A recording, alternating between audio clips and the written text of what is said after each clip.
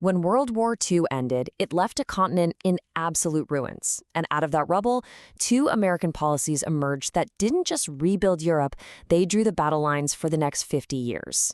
Today, we're diving deep into the Truman Doctrine and the Marshall Plan. All right, so here's our game plan.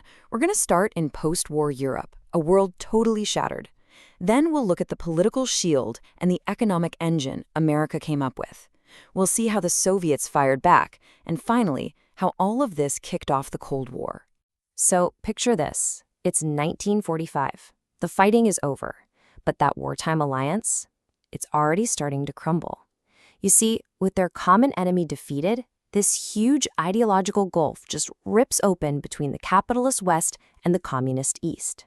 And it only took a year for Winston Churchill to give this new reality a name that would stick forever. In a now famous speech, he said an iron curtain had fallen. What a perfect, chilling way to describe a continent being literally split down the middle. And you can see that divide right here, clear as day. On one side, you've got the Western Bloc, aligned with the United States. On the other, the Eastern Bloc, where countries like Poland and Hungary were basically under complete Soviet control. This wasn't just a phrase anymore. That curtain was becoming very, very real. So how does all this simmering tension actually boil over into policy? Well, the first big flashpoint wasn't where you might expect, in Central Europe, but way down on its southern edge, in the Mediterranean. It all kicks off with Britain. They're just exhausted, broke from the war. They announced they're pulling their support for Greece and Turkey. Well, this creates a massive power vacuum, and in Washington, they're starting to panic about a domino effect. If these two countries fall to communism, who's next? President Harry Truman's response was, honestly, a bombshell. It became known as the Truman Doctrine, and it was basically a promise to the entire world. America will now step in to help any free nation fighting a takeover. You have to understand, this was a huge break from America's history of staying out of things.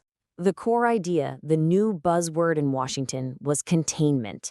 The goal wasn't to go to war with the Soviet Union or try to reverse communism where it had already taken hold. No, the plan was to draw a firm line in the sand, a political shield to stop it from spreading even 1 inch further. Okay, but a political shield is one thing, right? How do you actually defend nations that are economically destroyed, where people are literally starving in the streets and feeling desperate? And this is where the Truman administration had a really crucial insight.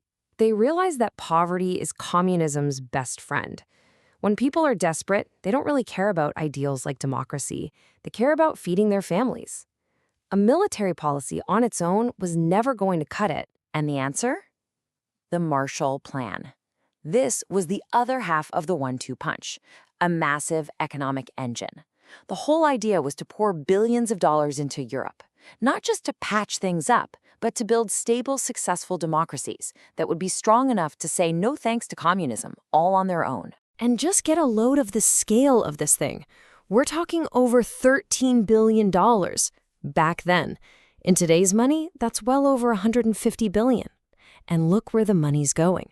Not just to allies like the UK and France, but a huge chunk went to strategically rebuilding West Germany to make it a strong buffer against the East. Now, here's where it gets really interesting. The US officially invited the Soviet Union and all of its satellite states to join the Marshall Plan. But, behind closed doors, Washington was making a pretty big bet and kind of hoping that Stalin would refuse. And they bet right. Stalin wasn't buying it for a second. He saw the Marshall Plan not as a helping hand, but as a direct assault. He called it dollar diplomacy, a Trojan horse designed to use American money to lure Eastern Europe away from Soviet control. And this quote from the Soviet Foreign Minister Molotov, it just says it all. They saw this whole thing as a cultural and economic invasion designed to completely undo everything they'd gained in the war. So what did Stalin do? He forbade any country in the Eastern Bloc from accepting a single dime. Stalin's flat-out rejection of the Marshall Plan, well, that was the final nail in the coffin. Any tiny bit of hope for post-war cooperation was just gone. That Iron Curtain, which started as a metaphor, was now being built with actual concrete and barbed wire. And from here, things escalated fast. In 1948, the Soviets blockaded West Berlin, trying to starve the city out. The US and its allies respond with the incredible Berlin airlift, flying in supplies around the clock. By 1949, the military alliances are set in stone with the creation of NATO. There was just no turning back. The Cold War was on.